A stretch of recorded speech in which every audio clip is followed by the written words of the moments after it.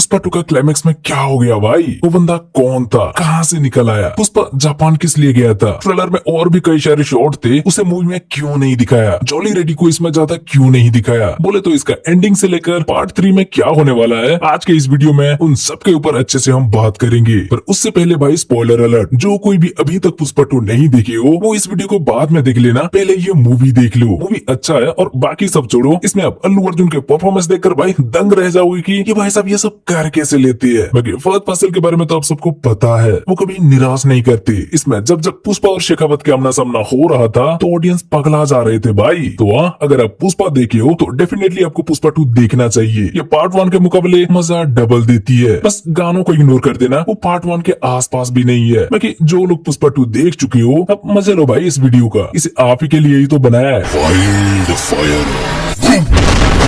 पुष्पा 2 का क्लाइमेक्स भाई ऑडियंस का दिमाग में काफी सारे क्वेश्चन मार्क छोड़ जाता है और कुछ अधूरा भी लगता है, लेकिन वही सारी चीजों को जब पार्ट 3 द रैम्पेज से जोड़ दिया जाता है तो काफी इंटरेस्टिंग भी लगता है। देखो पार्ट 1 का टाइटल पुष्पा द राइज था, तो उसमें हमने क्या देखा, पुष्पा को जीरो से सिंडिकेट का चेयरमैन बनते हुए देखा। फिर पार्ट 2 का टाइटल अब पुष्पा द रूल है, तो इसमें हमने क्या देखा, पुष्पा पहले अपने लोगों को छुड़ाने के लिए पुलिस स्टेशन खरीद लेता है। फिर जब बीबी पूछती है तो सिर्फ एक फोटो लेने के लिए स्टेट का सीएम बदल देता है, और उसका भतीजी को किडनैप किया जाने के बाद तो आपको पता है, मतलब जैसा कि इसका टाइटल है वैसे ही इस बार पूरा मूवी में पुष्पा का रूल दिखाया गया है, फिर चाहे वो सिंडिकेट में हो, शेखावत के ऊपर हो या गवर्नमेंट पर भी। और भाई सच में पुष्पा का ये रूल देखने में बहुत मजा आया, लेकिन फिर भी जब ये मूवी खत्म हुआ तो कुछ तो अधूरा लग रहा था, और उसका जवाब देने क्लाइमैक्स के बाद हमें देखने मिल जाता है पुष्पा द रैम्पेज का टाइटल, और यही टाइटल उस अधूरेपन को पूरा कर जाता है। अब देखो भाई पुष्पा द रूल में पुष्पा का रूल तो देखने मिलता है, पर उसके साथ साथ ये भी दिखाया जाता है कि पार्ट 2 में पुष्पा के पास धन दौलत शोहरत सब आ चुका है, लेकिन जिस चीज के लिए वो बचपन से तरस रहा था, इतना ऊपर आने के बाद भी, पूरा राज्य में उसका रूल होने के बाद भी उसे वो नहीं मिला था, और वो है अपने भाई से इज्जत। देखना स्टार्टिंग में ही इसका हिंट हमें दे दिया था, जब श्रीवल्ली मंदिर में सोने की मुकुट लेकर जाने पर भी पुष्पा का भाई इनका इज्जत नहीं करता। पर कोई बात नहीं, एंडिंग आते आते पुष्पा को वो भी मिल जाता है। जिस भाई ने पुष्पा को पहले दुत्कार रहा था वो आज पुष्पा को गले लगाने आ गया, मतलब पुष्पा को अपना भाई से इज्जत भी मिल गया, मुल्लेटी सरनेम भी मिल गया, क्या बोले उसका फैमिली कंप्लीट हो गया। लेकिन जिस कीमत पर उसे ये फैमिली मिला है उसी वजह से इसका पूरा फैमिली खत्म भी हो गया। मतलब यात्रा सीक्वेंस में इसने जो बंदा को मारा और बाद में इसका भतीजी को उठा ले जाने के बाद इसने जिस बंदा को मारकर अपना भतीजी को वापस लाया वो और कोई नहीं, सेंट्रल मिनिस्टर के भाई और भतीजे ही थे। तो अब उसी सेंट्रल मिनिस्टर के कोई रिश्तेदार आकर बॉम्ब से इनका फैमिली को उड़ा दिया है। बोले तो जिसे मारने के बाद इसे वापस सब कुछ मिला था,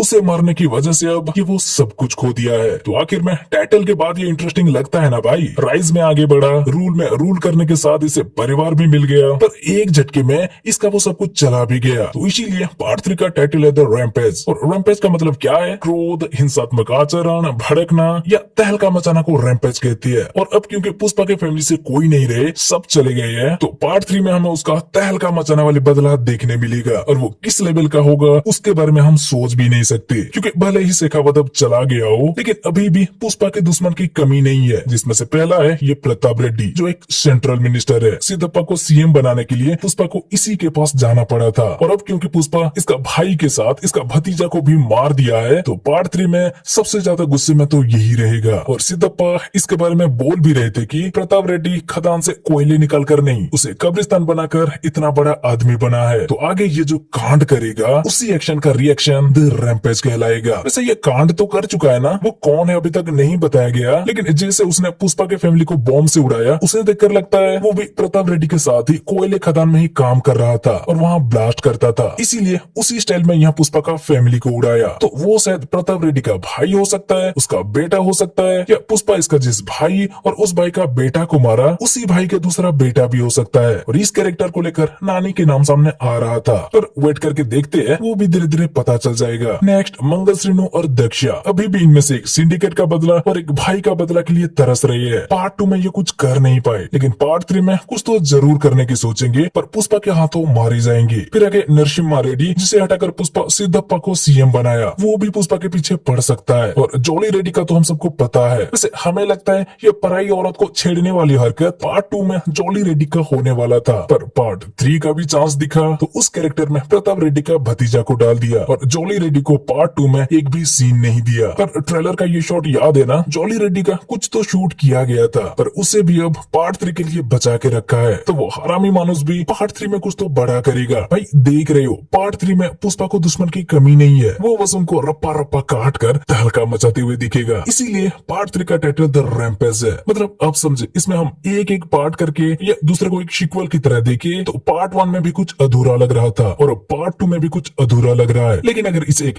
कंप्लीट ट्रायलॉजी की तरह देखे तो कहानी पूरा लगता है, क्योंकि सुकुमार ने इसे अलग अलग भागों में बांट दिया है। हाँ, पर 1 में जैसे राइज दिखाया, 2 में जैसे रूल दिखाया, 3 में सिर्फ रैम्पेज या गए बदला लेते हुए जॉन विक की तरह सिर्फ एक्शन ही नहीं दिखाएंगे, कुछ तो कहानी भी होगा ना भाई। और इंडियन सिनेमा की मूवी है तो 2-4 गाने भी जरूर होगा ना भाई, लेकिन कैसे? पुष्पा का पूरा फैमिली तो उस ब्लास्ट के साथ। अच्छा, आपको वो वेयर इज पुष्पा वाली ग्लिम्स याद है? वो 2004 का था, जबकि पुष्पा की कहानी लेट 90s में चल रहा था और उस ग्लिम्स से पता चल रहा था कि पुष्पा किसी को मार कर नहीं, लाल चंदन की वजह से ही जेल गया था। अब अगर इस तबाही के बाद भी वो फ्यूचर में लाल चंदन स्मगलिंग कर रहा है तो इसका क्या मतलब? उसका फैमिली सेफ ही होगा। और जैसा कि वो शेखावत को कई बार उल्लू बना दिया था, वैसा वो बॉम्ब फोड़ने वाले को भी उल्लू बनाया होगा। ऐसा हो सकता है, तभी तो स्टार्टिंग में वो जापान का सीक्वेंस दिखाया गया था यार। अब वैसे तो ये सीक्वेंस बहुत से लोगों को इलॉजिकल लग सकता है और बहुत से लोग ये भी बोल सकते हैं कि पुष्पा का एंट्री धांसू दिखाने के लिए उसे जापान में दिखाकर उसे इसका सपनों से जोड़ दिया और हमें चूना लगाया। पर भाई नहीं, इसके पीछे भी एक बड़ी रीजन था। यहाँ देखना, पुष्पा खुद को सबका बॉस बोल रहा था और माल भेजने के बाद पैसा नहीं मिला तो वसूली करने गया है भी बोल रहा था। पर पुष्पा 2 में जितना दिखाया गया वो तो अभी तक हमीद को ही माल बेच रहा था। मतलब स्टार्टिंग में उसका माल को जो शेखावत पकड़ा वो पुष्पा चेन्नई में मुरुगन को भेज रहा था। फिर उसके बाद बीवी को दिया हुआ बात रखने के लिए पुष्पा जब सीएम बदलना चाहा तो उसे मुरुगन से भी बड़ा डीलर की जरूरत पड़ा, तो वो फिर हमीद के साथ डील करने गया, जहाँ से वो हेलीकॉप्टर भी लाया। मतलब पुष्पा 2 की एंडिंग तक पुष्पा जापान पहुंचा नहीं था और ना ही वो डायरेक्ट जापान माल भेजने लगा था। तो स्टार्टिंग में माल भेजने का पैसा लेने पुष्पा सीधा जापान कैसे पहुंच गया? भाई आपको केजीएफ के वो हेलीकॉप्टर सीन याद है और वो पॉप वाला मे आई कम इन मॉन्स्टर सीन? उन दोनों सीन में आनंद इंगल की कहानी सुनाते टाइम थोड़ा आगे चले गए थे। हाँ, तो इसमें भी समझ लो कुछ वैसा ही है। अभी तक वो जापान में सीधा माल भेज नहीं रहा, लेकिन इसके बाद वो हमीद से भी आगे डायरेक्ट जापान माल भेजेगा, जिसमें से किसी एक टाइम उसे वापस पैसा नहीं मिलेगा, तो वही वसूली करने पुष्पा जापान जाएगा। इसीलिए सिर्फ यही सीक्वेंस का नहीं, कुछ और आगे के सीक्वेंस का भी शॉर्ट में ट्रेलर में दिखाया गया है, जैसे कि उस पानी से गिरकर निकलने वाला सीन, जापानीज डीलर से पैसा लेने वाला सीन और जॉली रेड्डी का सीन भी, जो पार्ट 2 में अभी हुआ नहीं है लेकिन पार्ट 3 में आगे होने वाला है। मतलब हाँ, पार्ट 3 में भी हमें सिर्फ एक्शन के अलावा कुछ ड्रामा भी देखने मिलेगा, जहाँ पुष्पा लाल चंदन की स्मगलिंग नहीं छोड़ेगा, वो जेल भी जाएगा, उसे 8 बुलेट भी लगेगा, फिर वो जंगल में भी दिखेगा और जापान भी पहुंचेगा। पर भाई वो बॉम्ब ब्लास्ट के बाद, फैमिली हराने के बाद भी कैसे वो लाल चंदन की स्मगलिंग करेगा? और अगर वो बॉम्ब ब्लास्ट फेक भी था,